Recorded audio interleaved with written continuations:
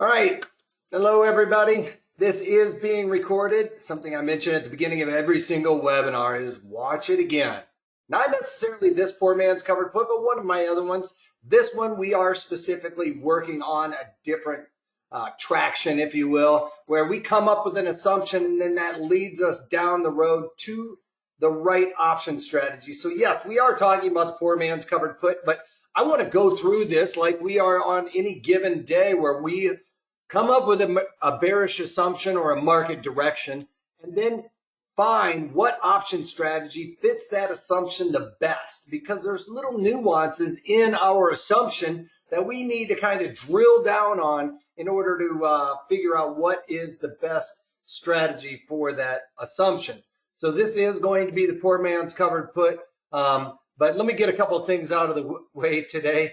100 degrees in London tomorrow. That too hot. Well, it depends on the humidity in my eyes. Like down here, we have right around 20% humidity, and it's been 110 for probably 5 days straight. I think we've reached 130 really fast. I can't say it's the fastest it's ever been, but usually we don't get 30 days over 110 before the end of August, really. So it's been hot here. But with no humidity, it's actually not, I don't think it's that bad. But 100 degrees in London with as much humidity, you're probably at 50% humidity or more. That's probably pretty crazy. All right, a couple of things get out of the way real quick. My name's Eric Wilkinson. You very well may recognize me from mainstream media, where I've talked about everything from economic, geopolitical, and market analysis. I do the same thing in my daily market commentary, so you guys should take advantage of that on Facebook. But I started out trading in college with some money I had earned, moved to Chicago, sold all my stocks, bought a badge, started trading on the floor there. And in that entire time I've been trading, I've traded everything from stocks, financial futures, commodity futures, currencies, and options on all of these products in just about all market conditions. Like I mentioned, our Facebook page is @ProTraderStrat. That's where you can find a lot of great content we're pumping out on a daily basis. Wolfman's blog is my Twitter handle. That's my personal one. Our parent company is @ProTraderStrat. So check that out for all kinds of market wisdom and hopefully some valuable content coming out of there as well. All right, so we did say we are doing the poor man's covered put. One thing I want to do is forget about the poor man's covered put for a little bit, all right? Let's build ourselves up to that. Yes, that's ultimately where we're going to find ourselves at the end of the rainbow, but to get there, we need to go over a few things before we get that all taken care of. And when we're doing a roadmap to anywhere, we need to know how to read that roadmap, and we have to look at that little key, that little insert down at the bottom, and figure out what all the different roads and everything else means. Well, when we're trading options, that drills down onto the Greeks. So let's just do. See, there's a lot of people returning here, so you probably have seen this in the other ones. So we'll go over it a little bit quicker than normal, maybe.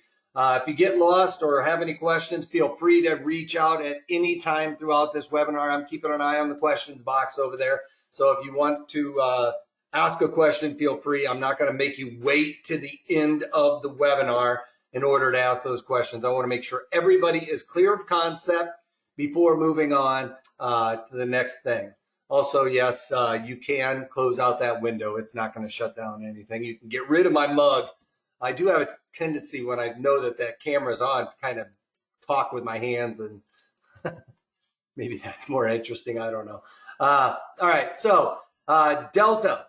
Delta tells us the effect of the options premium in relation to the underlying. What does that mean? It really is basically saying for every dollar move in the underlying, we can tell what's going to happen to our premium. So this is on a dollar move, okay? So on that first dollar move higher, then we are talking about how the premium is affected. And we just look simply at the option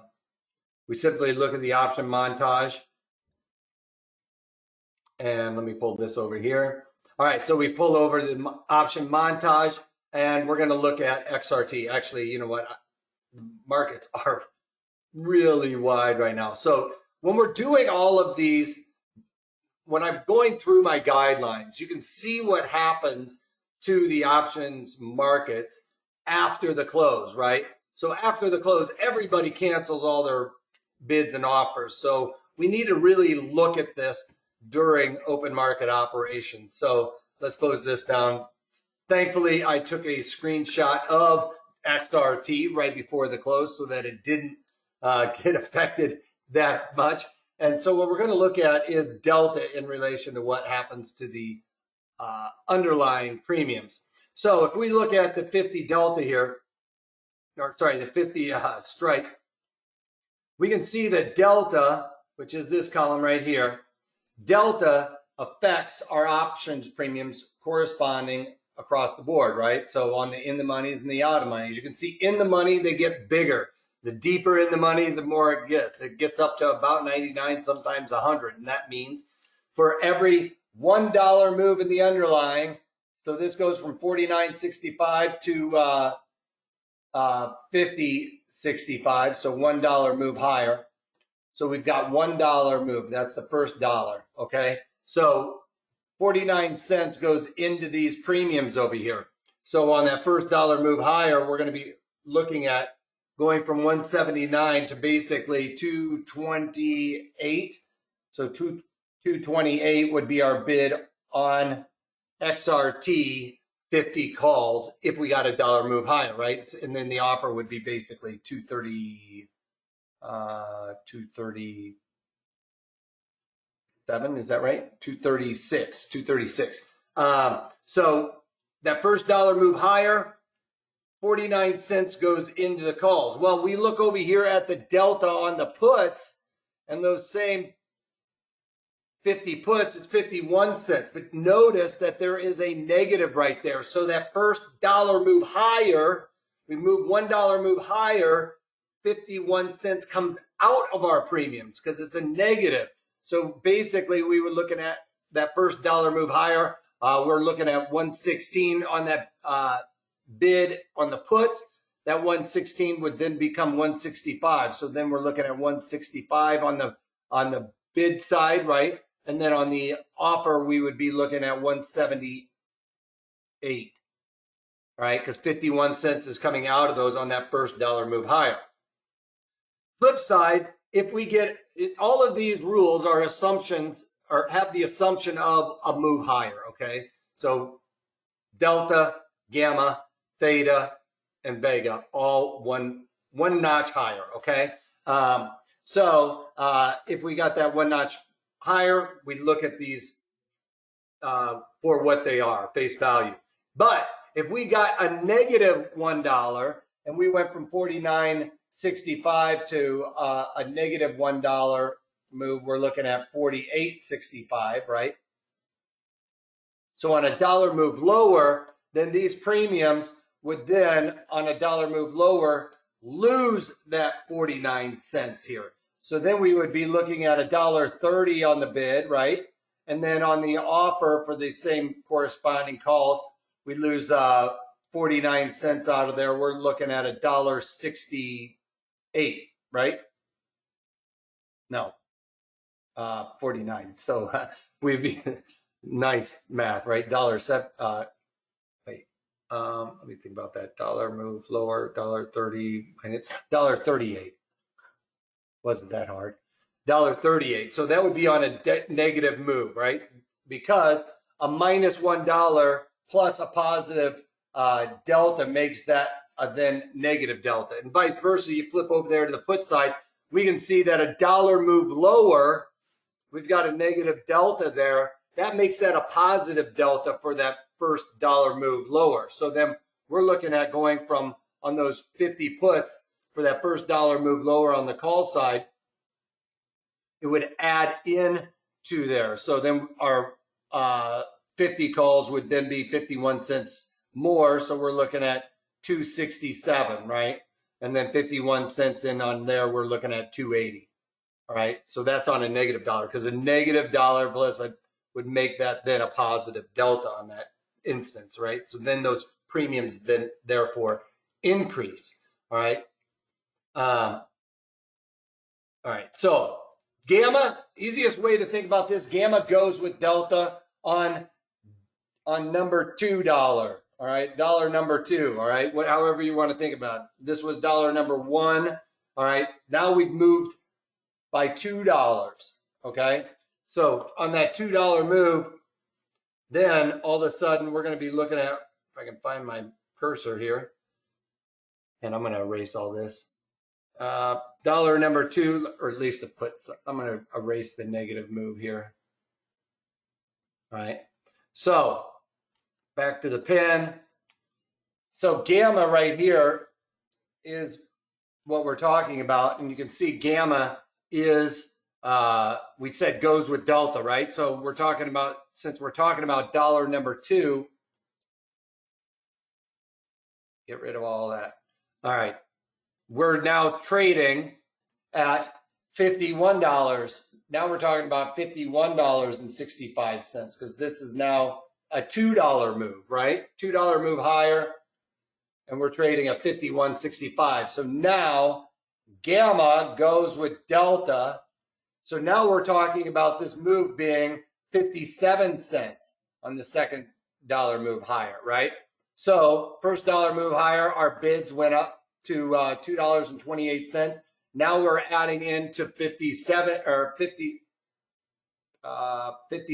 cents into that, right? For that second dollar move higher. So we're looking at 285 on the bid, right? And then on the offer, we're looking at 293 on the offer, right? So gamma goes with delta on that first dollar move, vice versa. Gamma, a positive gamma plus a negative delta makes this happen with a slightly less incremental move. All right, so basically 8 cents would come out of on the second dollar move. So we're looking at basically a 43 cent coming out of this. So on that second dollar move, then our bids would look like dollar, what did I say, 43 cents, so 22, right? So $1.22 coming out on, that's where we would look at our second dollar move higher, all right? So gamma goes with delta, and vice versa. On the flip side, if it went down by $2, then on this side, we're looking at a negative delta. The gamma would then, on the second dollar move, only be about 41 cents, right? Because on the, we then have a negative delta plus a positive gamma. That would make it 41 cents coming out of those bids on the second dollar move if we were moving lower, and vice versa. We have the gamma then adding into the delta for another negative move, okay? Pretty clear so far? I know a lot of you guys have been returning, so this is kind of review. So theta is the impact of time on those premiums. So we look at the theta line. It's always negative.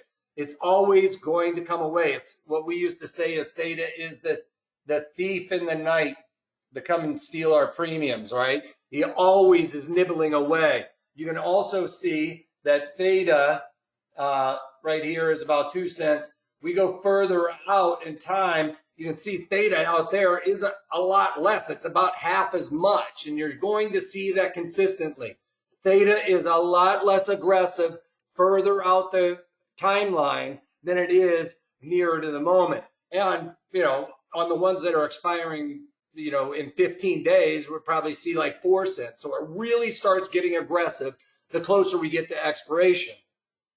And so you can't ever stop theta. It's always going to eat away at it. So basically, theta, the thief, would steal 2 cents out. So tomorrow we could expect, if nothing else changed in XRT, and we opened up right where we are, volatility didn't change, we're just isolating that, we would see these premiums go down by about 2 cents, all right? And vice versa, these would decrease by about 1 cent, all right? So theta is the thief in the night that comes and steals our premium. We can't stop him. Sometimes we can take advantage of him, right? We can take advantage of theta taking away our premiums. How?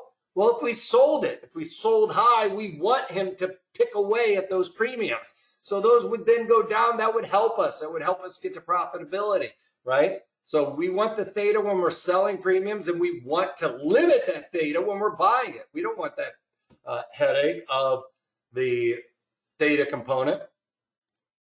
And then finally, Vega, which is the only non-Greek. I stole that Greek symbol from something else, or from gamma, actually. It's the lowercase gamma.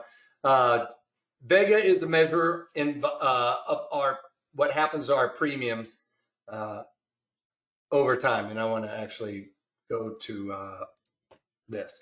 All right, so Vega is right here. And what we're always talking about is a 1% increase, right? Because everything's one move higher, or assume that. So then we'd be talking about 33.48, right? And what happens to those premiums.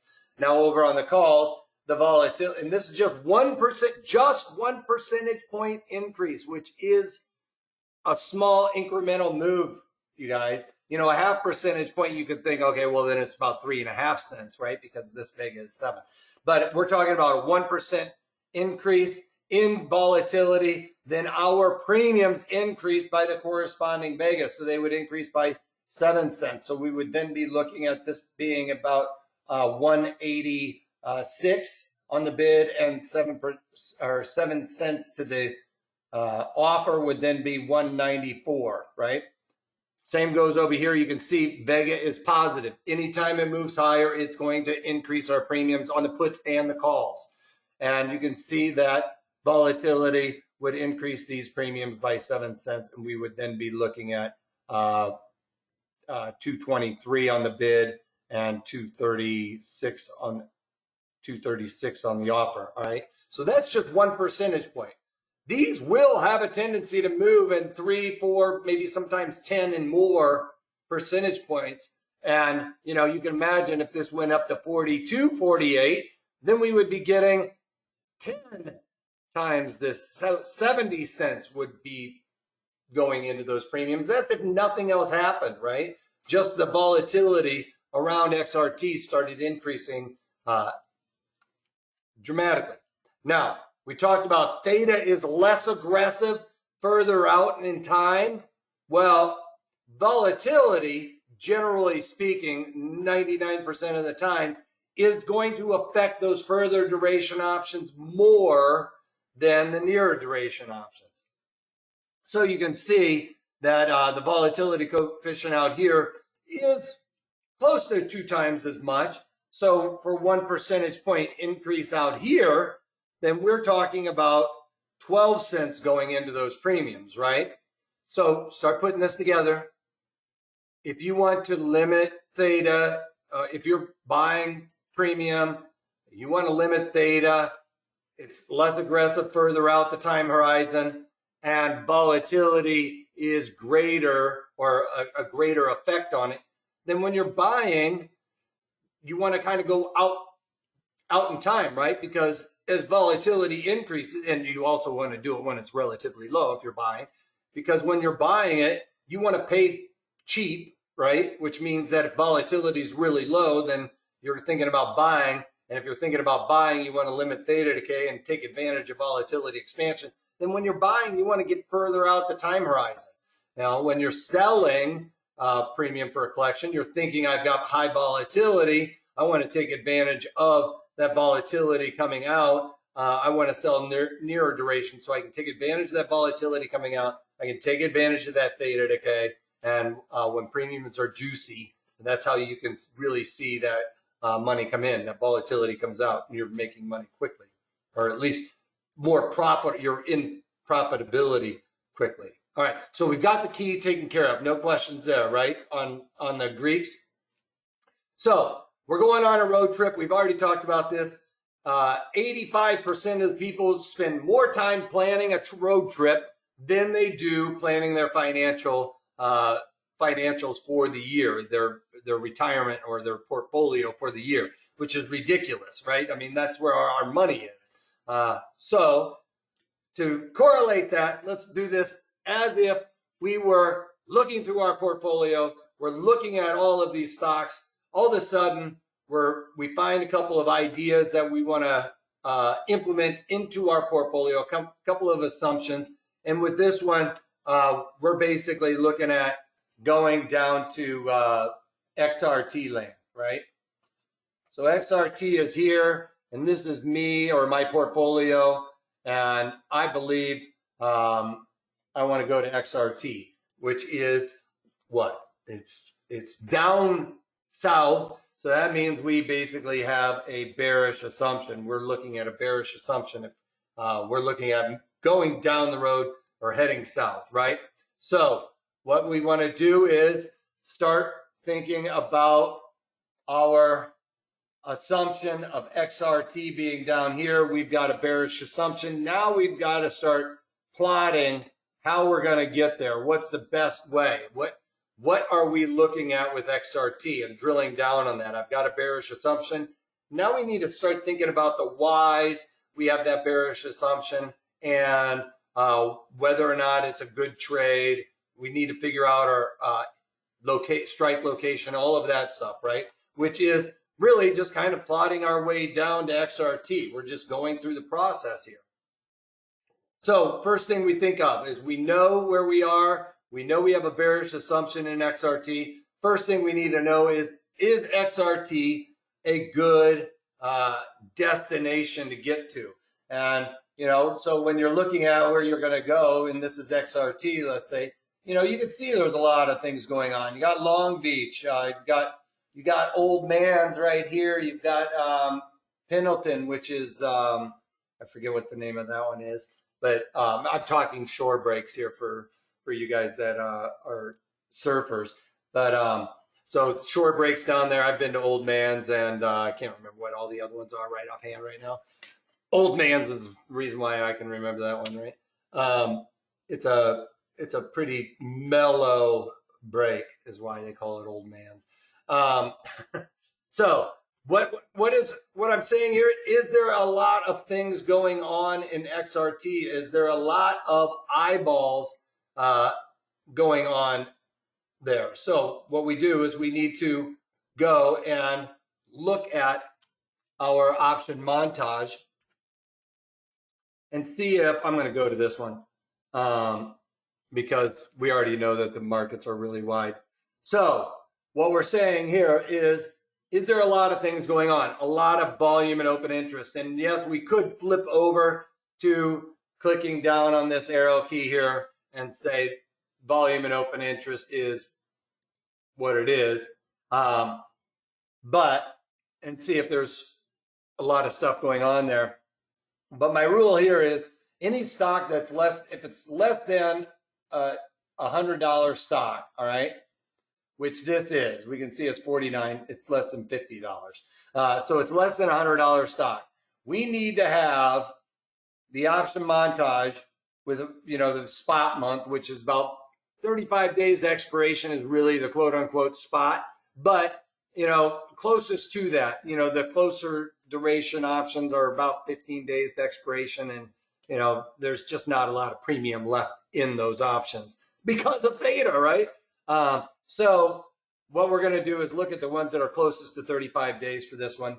And my rule here is if it's a good destination or a good stock, it needs to be less than or equal to 10 cents wide on the bid, from the bid to the offer here. And you can see that we are less than or equal to 10 cents wide for the greater part on these options that are just out of the money. Now, I'm not talking the ones that are deep in the money. You know, those are going to get a little bit wider, and the ones that are seriously out of the money, sometimes you'll see that they get a little bit wider. But we're talking about where most people are kind of looking for this rule, and that's right in and around there, okay? So stock that's less than $100, then it needs to be less than or equal to 10 cents wide. If it's greater than $100, then basically what we want to do is move the decimal 3 ticks. 3 ticks to the left. 1, 2, 3. So, you know, if we have a $216 stock, we move the decimal 3 ticks to the left, we're looking at like 21 cents, right? So then it would be less than or equal to 21 cents, okay, on a $216 stock. It's pretty easy. Just look over there, all right, move it. You know, if it's a $1,250 stock, right? What do? We go 1, 2, 3, and we'd be looking at $1.25, right? So less than or equal to $1.25. And you're going to find this a pretty solid rule. Now, for this rule, oops, I don't want that. For this rule, I want this. So we can talk about our stoplight idea, right? So if we have a stoplight, you know, we got 1, 2, 3. If it's a green light, you know, a green light basically fits the rule, right?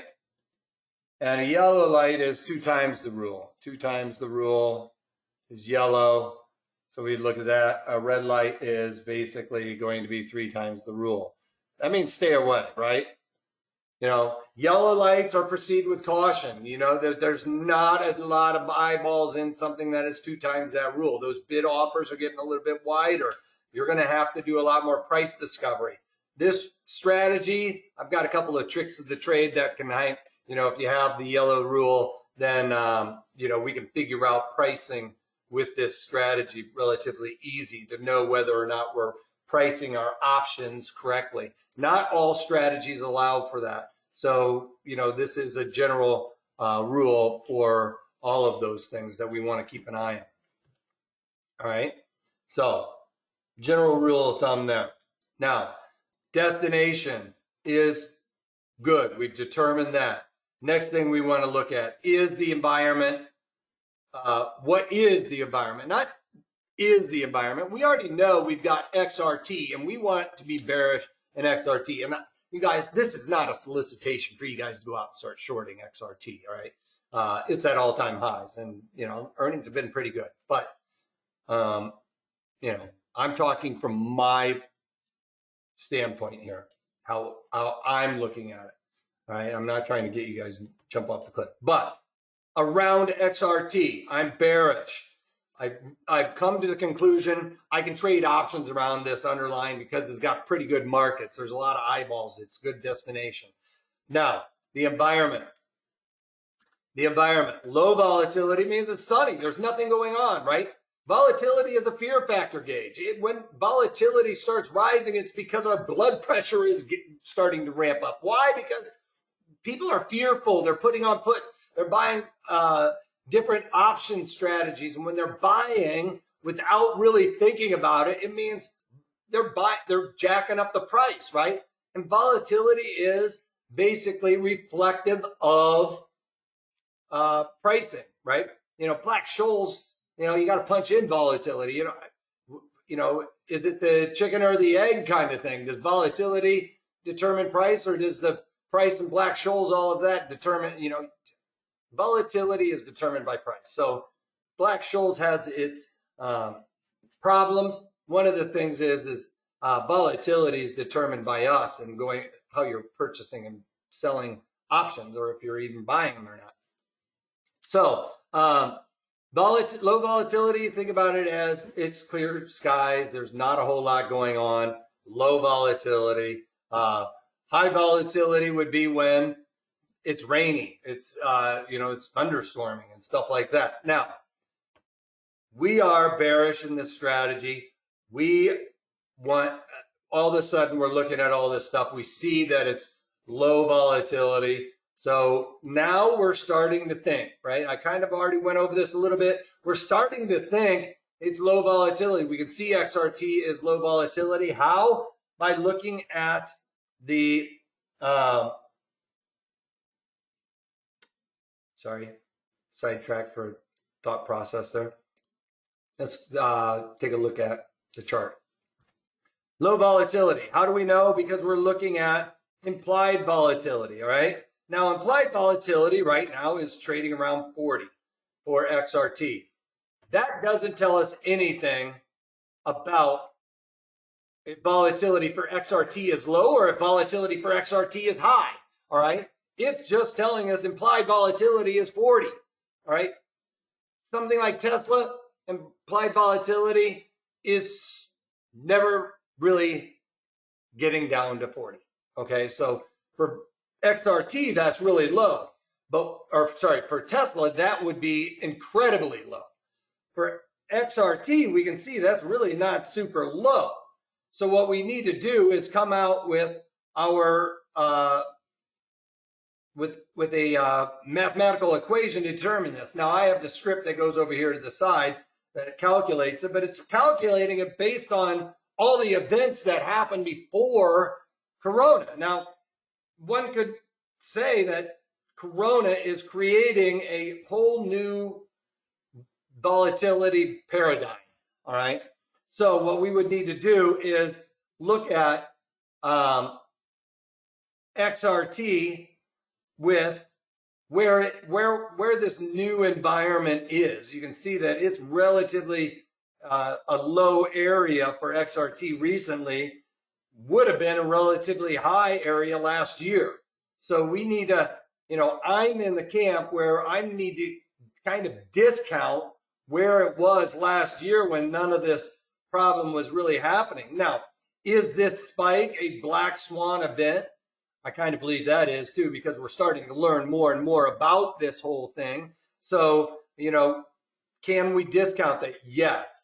I have friends that always look at implied volatility percent in the last 6 months, no matter what is happening. So they only go back 6 months. Now, for me, I'm kind of in that camp right now where this seems to be like the low anymore, which we'll just call it 27 to make math easy. So 20, yeah, that's about, or let's just say 25. So 25 is basically the low. I'm going to discount that massive spike and say 119 is the high. So we need to know the high, the low, and the current. All right. So we've got 119 as the high, the current is 40, and the low we're saying is 25.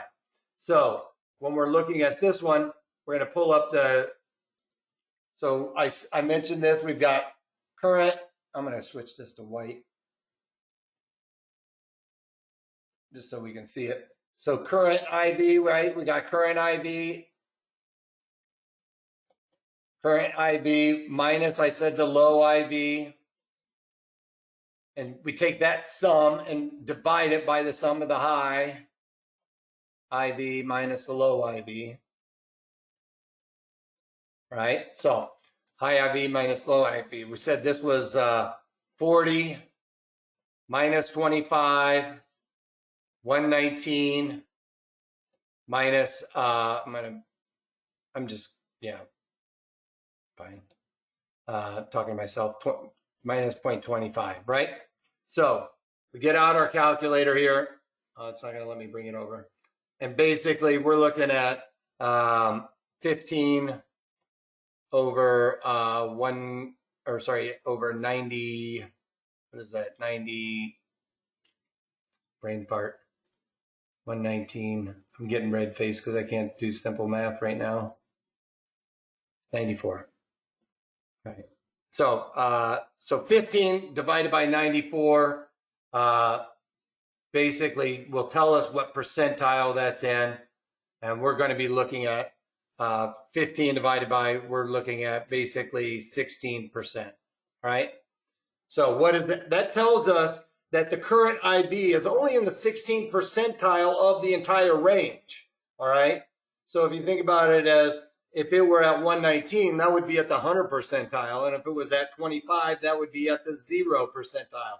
Yes, it can go higher, it can go lower. You can already see that I discounted some of those marks, right? I picked this mark and basically that mark. You can see it goes lower and it goes higher. But at the end of the day, what we're trying to do is come up with the current situation and how we're dealing with that. So yes, it can go continuously lower. This is giving us a ballpark figure as to if option premiums are expensive or cheap.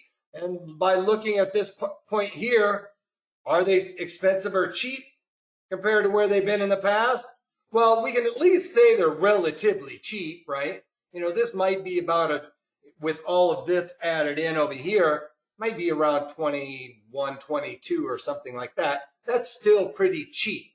So it's implied volatility. This whole thing, all I'm trying to do here with this whole thing is determine whether or not the options premiums are expensive or cheap, right? Because we want to be able to know whether or not we need to be buying premium because we want to buy low and sell high, right? Pretty simple. So in the environment here, we've kind of determined with XRT that we do have low volatility, all right? So with low volatility, that means we've got free reign to take our time, right? Because I also said if we have low volatility, we've got cheap premiums, we probably want to go further out in time, take advantage of it when volatility expands. And when volatility expands, then our premiums go up. We don't even have to be directionally right, you know? So, you know, we've determined we want to go south to XRT, right? So I want to follow, you know, I kind of am so bearish in XRT right now that I want to follow it straight down, just like the underlying is going down. It's an ETF, and I want to follow it while it's going down. So I'm going to follow Route 66. I'm going to hit all of the, I want to see the historical Route 66. I want to take my time, hit the off-road. You know, Route 66 is actually kind of like Interstate 40 now. But there are obviously some ways that you could go off the beaten track and see some of the different roadside attractions and stuff, which is what I love to do. All right, so we've determined we got low volatility. We've kind of started picking out our route. And what I'm saying, when we pick out our route, it's kind of like, you know, I'm pretty sure this is going to go down. I'm pretty bearish. I want to follow it like the underlying is. But I am a little bit worried. You know, when you're going through this process, I want to limit my risk too. So, you know, those factors are coming into my head also when I'm coming up with my market assumption. Yes, I'm really bearish. I do want to limit my risk on this though, because, you know, we are in a bull market. XRT is at a, you know, historical high basically, and, you know, all of those things going in, or at least a 52-week high. So I am worried about the upside in this one, but you know, my thought process is I'm still bearish in it, pretty darn bearish. I think it's going to correct. I think it's a little overdone, but I do want to limit my risk here. So, you know, that kicks to the curb the synthetic short that we've already gone over, right? You guys were here for that, most of you. So we're looking at that one. Now, why does volatility matter? I've mentioned this a couple of times because we want to buy premium in low volatility markets. Our environments. We've already determined we've got low volatility. Now, volatility is leading us to want to buy it. Now, with this strategy, I want to follow this dollar for dollar. We talked about the synthetic long, synthetic short. I'm not really feeling that because of the risk profile in this whole market directional assumption. So something to know with volatility and why is it mattering? Because with this strategy, and I'm kind of, letting the cat out of the bag here, right? We're talking about the synthetic, or we're talking about the poor man's covered put. Something we need to look at for this is, again, we've got road signs here that we've got to keep an eye on. So what we're talking about here is our Vega, right, between the 2 months. So we've got 2 days, two different days to expiration, right? With this strategy, we're going to be using a long duration one and a shorter duration one. So we do have different expirations is what I really wanted to say there. So basically, if we're looking around a 2% difference between the two, all right, and this is an increase from near duration to further duration, right? If it's a 2% increase or less, then that's a green light. Basically, if we're looking at, somewhere between 2+% to 4+%, then we're talking about a yellow light. And anything greater than, if it's greater than 5%, we're looking at a red light, all right? Why is that? I've talked about we're looking at this strategy, and I'm going to pull up the option montage here again. So I'll just pull up my snippet here. Oh, it's not going to let me with this one. Why does this matter? Because we can see that with this strategy, you know, I'm buying further duration options here. So with that being said, if I'm buying that option, you know, I don't want to be paying a lot for these options here and then selling really cheap options here. So this is where I'm talking about with the increase. We've got 248 to 3248 to 3497. That's slightly more than 2% increase. All right. Now, if this number is less than here, then that's a great thing. If your volatility in the one you're buying is way lower than the one you're selling, that's a good thing, because then you're buying really cheap and you're selling a little bit higher. So you guys remember in last week's, if you guys didn't watch last week's, then check it out. That was on the poor man's covered call. We actually got that paradigm flip where, you know, out here, this volatility was lower than this volatility here. So that is a perfect scenario. All right. This one, we're looking at, you know, a slightly yellowish green light, right? Because it's just slightly more than 2%. So I'm not too concerned about that, but I do have to keep that in the back of my mind. I've already got, you know, this here on this bid to offer one. That's a green light.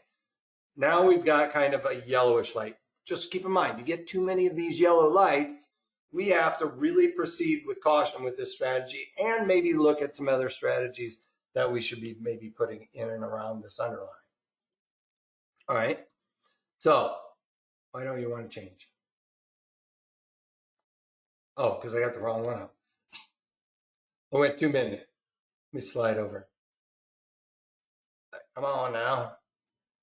Things don't want to work here. All right. So volatility, we've gone over this several times. If volatility is high, we want to sell premium. Volatility is low, we want to buy premium, okay?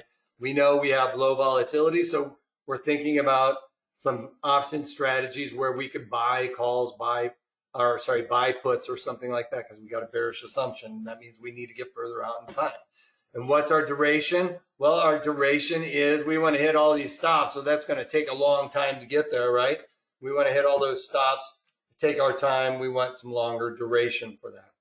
All right, so what spots do we visit? We need to talk about on this downside move where we want to hit our strike location. All right, so that's starting to think what spots do we want to hit? Strike location, we're buying puts. We want to buy some puts because we got low volatility. All right, we've got low vol. We want to buy puts. We've got low vol. We want to take a long time, so we want to increase our days to expiration, right? We want to hit here. We want to hit here. Those are the ideas, right? We want to hit a lot of spots because we've got sunny skies. We've got a happy face on the sun here, right? So days to expiration, we want to take our time to get there. All right. So theta is that thief in the night that we talked about. So what we want to do is we want to take advantage of that low volatility. We want to take advantage of the less theta decay, you know, so we're kind of looking out here. Now, most people will talk about with this strategy using leaves. I look at basically more than 75, 80 days to about 150 days is about as far out as I really go with this strategy, okay? Because I'm looking for, you know, relatively shorter duration move, but I expect my strategy to be a winner right away, but I also want to take my time with it. I want to ride this correction out if it keeps going out there. So I want to limit the thief. I want to take advantage of volatility expansion. The best way to do that is in this wheelhouse or further out, right? And, you know, if I'm buying that put, I also want to limit some of my risk, right? Buying the put limits my risk if the market goes against me, because, you know, when you're buying an option, you have the right but not the obligation to fulfill that contract. When you're selling it, you also have the obligation to fulfill that contract. So, you know, whenever you have the buy put and sell put, then you can kind of offset those anyway. So we do have some of those risks involved, but we're going to be wanting to sell in here, right? We want to limit that theta decay out in time, but we want to, on the one we're selling a put, we're buying a put out here, and then we want to sell a put in here and take advantage of that massive move there. So now we got to think about all of those things in and around this underlying, our thought process, our thesis on this underlying. My thesis is I've got a bearish assumption in that. We've determined it's a good strategy, but now I need to start thinking about how I want to take advantage of this. Synthetic short would be a good one, but I want to limit my risk. So that kind of kicks that one to the curb, which then kind of leads us to the poor man's covered put. And with that, we're looking at buying an in-the-money put in those leaps. And like I said, this is about 90, you know, a great wheelhouse is 90 to 150. I don't mind 75 plus days there. If you like the shorter duration, you don't want to pay a lot for those puts.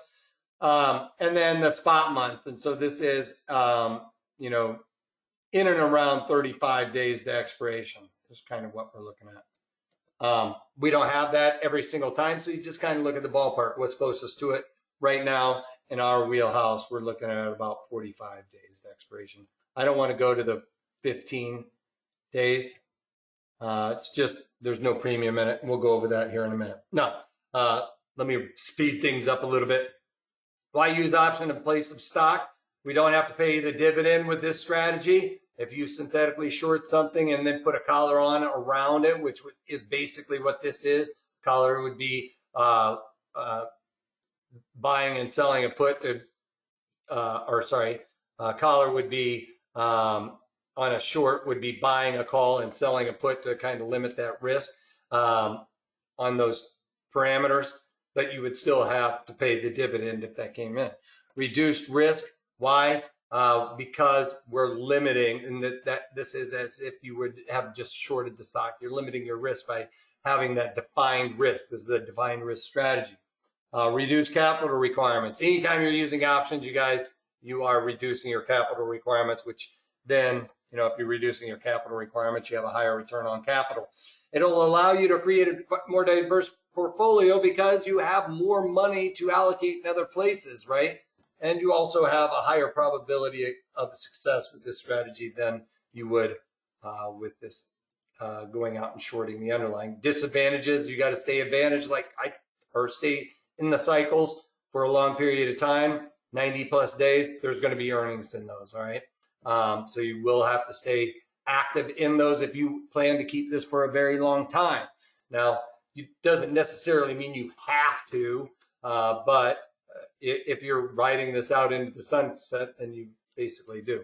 And if you were really looking at holding on to this short for 5 years or something like that, these are going to expire. You probably, if you want that long of a duration, you need to start thinking about maybe going out and doing a different strategy. All right, you have to worry about forced assignment because if those short puts go into the money, yes, you are going to have a headache of the assignment risk there. But keep in mind, you can offset it by the assignment on the long puts. You can totally stick it to somebody else. Just flip it, and if those short puts go into the money, those are money problems that we're going to have to worry about because we're making money, right? And if you offset it with the long puts, then you still make that money. All right, so just a bit of a review here. We've got our directional assumption. It's bearish. Our destination works because that's less than or equal to 10 cents. So we've got that figured out. Environment is low vol. All right, so low vol, we know that. It's 16%. So that means we're thinking buying premium. Duration, we're thinking if we're buying premium, then we need duration. We need long duration. I'm not going to write it, long duration, days to expiration, whatever you want to say. And our strike locations, we're looking at around the 84-ish. Doesn't have to be exactly an 84 delta, you guys. We're just kind of ballparking it. And then basically the ones that we're going to be selling here is we're going to be looking at selling those strikes at around, perfect case scenario would be that 16 delta, but it's basically going to be somewhere between the 30 and 16-ish delta. And then what we're going to really do, what's really going to determine this is how much money is extrinsic value these in the money puts have. And we'll go over that here in just a second. So max profit is the width of the spread minus the debit. Something to note with this strategy, we want, I'll go back to that. Width of the strikes minus the debit paid, that is your max profit. Max loss is the debit paid. Pretty simple. Anytime you're paying a debit for a strategy, that's your risk there. Break even is the long put strike minus the debit paid. So that's how we're going to figure out where our break even is. Now, remember when I talked about our pricing on these options, this is the break even. When you're figuring out the break even, it should be very close to where the underlying is currently trading. All right. Therefore, our break even gives us that pricing as to where we should be entering the market. Now, I went through some scenarios today, and it doesn't always work out that way. Sometimes your break even could be $1 below where the underlying is trading. That means the underlying has to move $1 for you get to break even. We don't really want that. We're going to build this strategy out for our break even to be right around where it's at. And if you can short the underlying higher than where the underlying is currently trading, that's even better. That's bonus. You will be able to do that if we have that volatility flip we talked about earlier, right? Where the volatility is lower out in time than the near duration options that are expiring. If those volatilities in the nears are higher than way out there where we're buying, sometimes you can get that pricing where you are shorting the underlying higher than where it currently is, okay? All right, so let's go through a couple of scenarios here. One thing I did not mention with this strategy earlier on was on these 84 deltas and stuff like that. So I'm trying to think if I really want to use this platform because the markets are so crummy. So let's just take a look at it anyway. You know what? We don't have to worry about that so much because, like I said, we're going to be able to price this in to be about right. So I'm looking at around those 84 delta puts, right? 83. That's about as close as I'm going to get to it. You can see the markets are super duper wide in here. I might have to go to the other one. Our 60 puts have intrinsic and extrinsic value in there. And this is basically saying it's $2. It's not right. So our extrinsic value is really around, I think it was about 60 cents off the top of my head. So then I went to go and sell around the 16 delta, which is this one here. So I've got $10.60 or 86 cents. That seems a little high, but we'll figure it out on our pricing because it's basically just throwing it in as mid-market. Why did I pick these, the 16 delta? Basically what I want to do is pay for my extrinsic value here, all right? So where I'm selling this put is to pay off that extrinsic value. We're looking at $10.86. My break even is $60, or my break even is the 60 puts that I'm long minus the $10.86, $10.86 there. 60 cents. Let's just go with that. 49.40. So it's slightly lower than where we currently are. Now, when I was looking at this earlier today, we can see that I'm going to go to this again, snippet.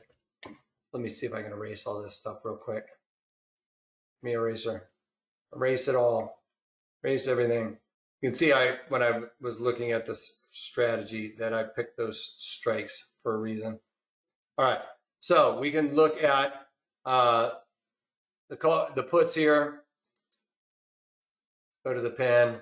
So 50 cents. So here's what I'm talking about. Normally during open market operations, I can look at this in the money put, all right? And I can look at the corresponding out of the money calls, and it gives me a ballpark as to where my extrinsic value is. Because remember, in the money calls have intrinsic value and extrinsic value. The extrinsic value is like theta decay and volatility, all of those things that will go away. Intrinsic value is what this strike, the 60 strike, is worth. And if it's in the money, the 60 strike is worth $10.40, right? So you can see that, and how do I get that? 60 or $49.50 minus the 60, or take $49.65 out of 60, that gives us $10.45 or 35 cents, $10.35. So the difference there is about 60 cents, we're going to call it, right? Which is this extrinsic value over here, which is why I'm also choosing to sell those, all right? So when I did this strategy, I built it out to where it was $10.35. The underlying was trading right here around 49.66. So it put it right in line with that. So if my strategy built out where I did this for $10.35, right? The whole strategy, I bought the 60 calls. I'm long the D60 calls. Long the D60 calls, and I'm short the SEP 44 calls. This is how we use our puts. Puts. This is how the Ds and the SEP are the symbols that we used to use on the floor. So if those two together gives me $10.35, you can see when I subtract that $10.35 from there, puts my break even right around $49.65, right? That would be my break even. Break even's right around $49.65. Therefore, you build out the strategy to get your break even to be equal to or right around where the underlying is trading. Does that make sense? So that works for that. Now, the one other thing I didn't talk about with this is for the width of the spreads. The next thing we need to do is figure out if this is a good strike look, if its risk reward is good to do here. So now we go back to my whole red light, green light thing. And I'm going to pull this up just so I can get rid of it really quickly. So we've got the red light, green light deal going on here. So a green light is we pay the debit equals 75% the width of the spread, debit versus width. So 75% is a green light, all right? Basically 75% to 85% is a shining yellow light, all right? Basically, let's say 75 to 85, and then greater than 85% is a red light, right? So looking at this, we got $10.35. Our width of our spread is from 60 to 44, right? So we're looking at $16. So we take the 1035 over the $16, and what does that equal? Anybody? Trying to see if you guys are still awake. Basically around 65%. So well below that, it's in the green light category, right? And obviously, the lower the percentage here, the better. So we're looking at 65%. That makes it a green light. So we're good to go. The only one yellow light we got was the difference in the volatility coefficients, and that was just a minor yellow. Okay, so green light on this, I would look to pay $10.35. I have no risk, on this strategy above 60. So if this continues to rally, I need to, I would be out above 60. Now, is that exactly where our in, outs, and stuff like that are? Not necessarily. What I would say is if this market broke above here, I would be saying I'm out above here, above this Fibonacci if it doesn't hold there, because we might get a bounce up there. If it bounces up to 51 or whatever, I'm out. I'm not holding it all the way, to that 60, way up there off my charts. That's, for me, that would be just taking too much risk. But when we're looking at this, from a trader's standpoint, I would say this would be my out. I'm going to pull the ripcord on this strategy if we break above, let's say, 52. So I'm going to write those down somewhere. I'm going to say above $52, I'm out. And basically I'm looking for this market to go to the south side, and I'm going to get out as soon as it hits my short strike, which is those 44 puts right there down to the point of control. I'm out. All right. So it goes down to the point of control. I'm out on a winner. It goes back up to and above $52. I'm out. So all of those things are something we need to write down, make sure we are clear concept. It's part of our roadmap thing here. So in XRT, I'm taking 66 south, right? I'm bearish because I'm bearish. That's the only reason why I'm bear. So for that winner, I'm out at 44 or the point of control, right? Point of control there. And on a loss, I'm out at 52. Now, why do I go through this process of writing this stuff down? Why do I think that's important? You might be like, hey, I got the chart right there. I know where the point of control is. I know where the Fibonacci is. Well, because if you don't write it down, you don't hold yourself accountable. And I want you guys to hold yourself accountable, right? I mean, if you're in a room by yourself, when we were on the floor and we had mentors and stuff like that, there was accountability for that. I could look over there at my mentor and he's just like shaking his head like, what are you doing? We knew everybody's positions pretty much.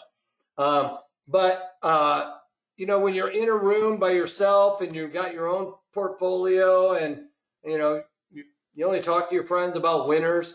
Well, when there's something that's a loser or whatever, or even a winner and it starts happening, you don't want to, like we used to say, you're squeezing it, Don't keep squeezing it out for a couple extra pennies. It's like, get out where you set the strategy up. One of the only ways to stay mechanical is by writing this stuff down like this. I know a lot of people say, I don't like a trade log, all that garbage. Well, you know what? It will keep you guys on task.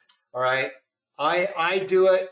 I have all kinds of 3-ring note folders right here that I write all this stuff down. And so I'm staying mechanical. All right.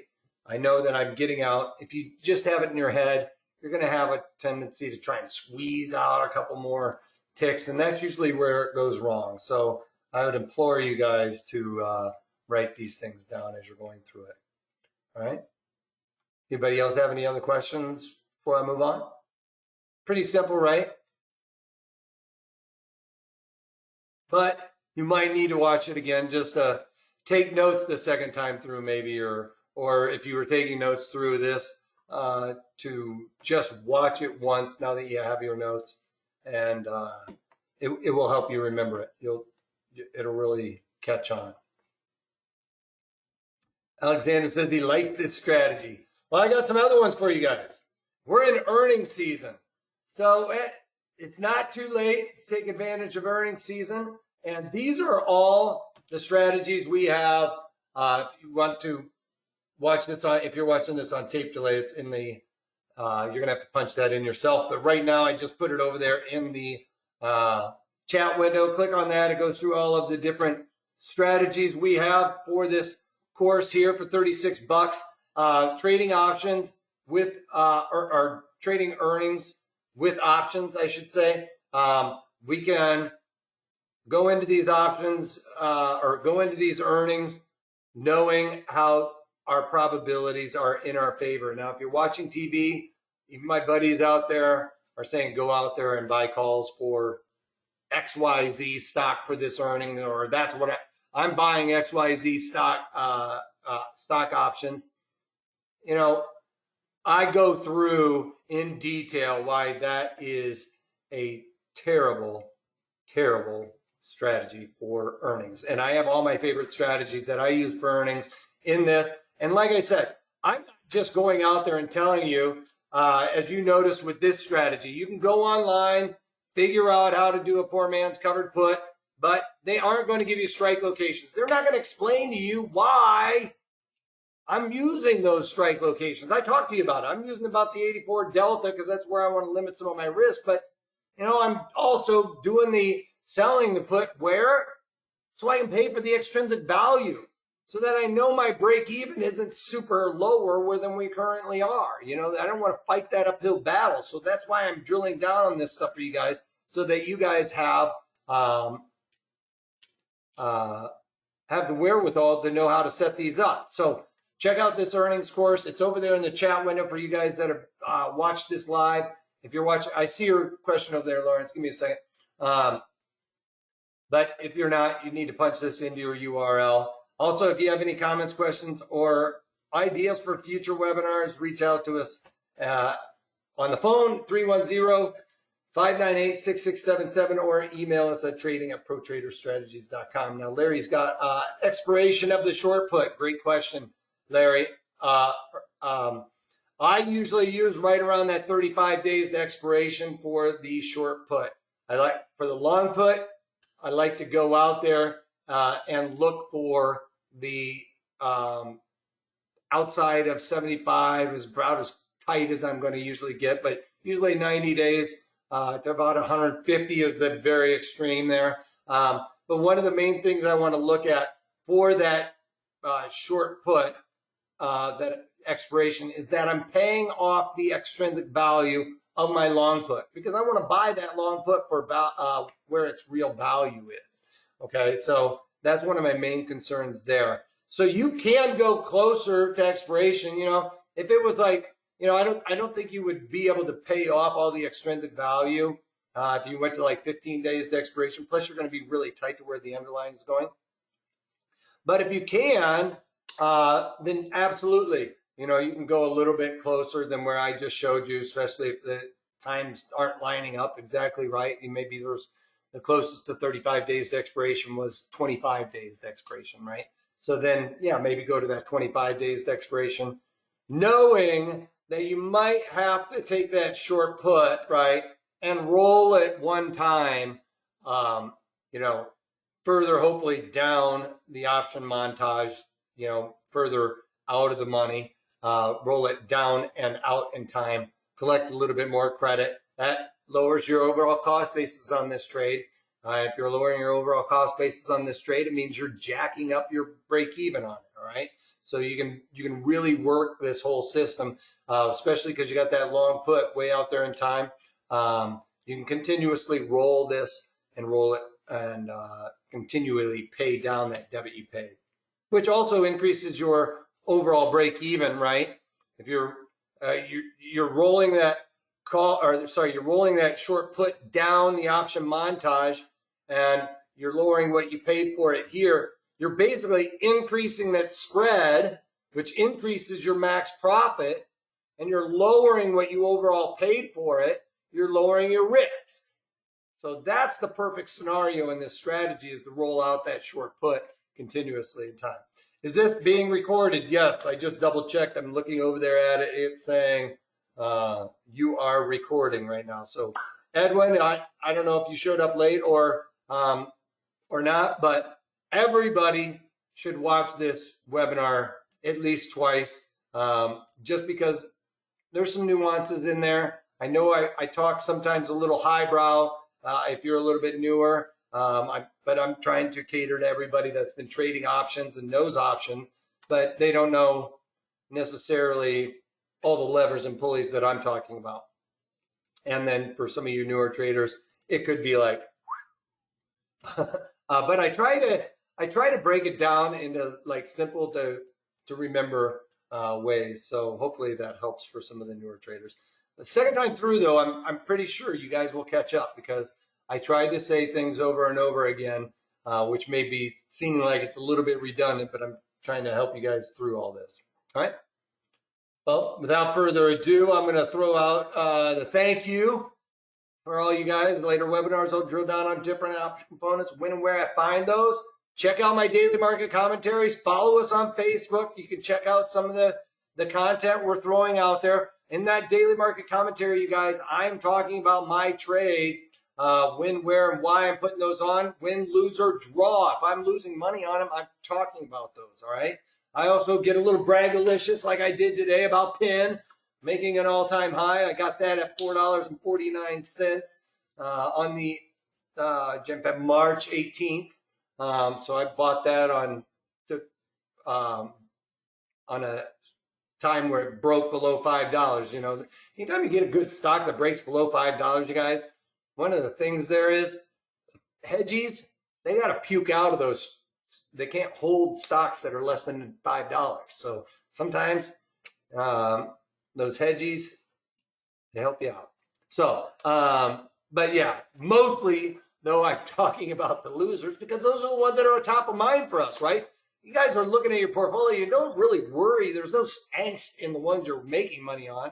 Well, maybe if you're making a huge move on it, but mostly we're looking at the ones where we're losing money on it. And I talk about those more often in my portfolio than anything else because I'm trying to lower my overall cost basis. Just like I talked about rolling these short puts out in time, making the spread a little wider, lower all cost basis. I go into detail with you guys in the daily market commentaries. I'm putting it into action in my portfolio. All right. So it's not like cherry picking you guys on strategies that are good ones. Like sometimes you're going to see somebody be like, you know, they just go out there and pull out of a hat. Hey, we're going to do an iron butterfly today or something like that. And, you know, they aren't drilling down on volatility. If they're just picking strikes, you guys, and nobody ever mentioned volatility, walk out. All right. That's all I got for you guys. Other than finally, if you can't take that, take it easy. Take care. Bye for now.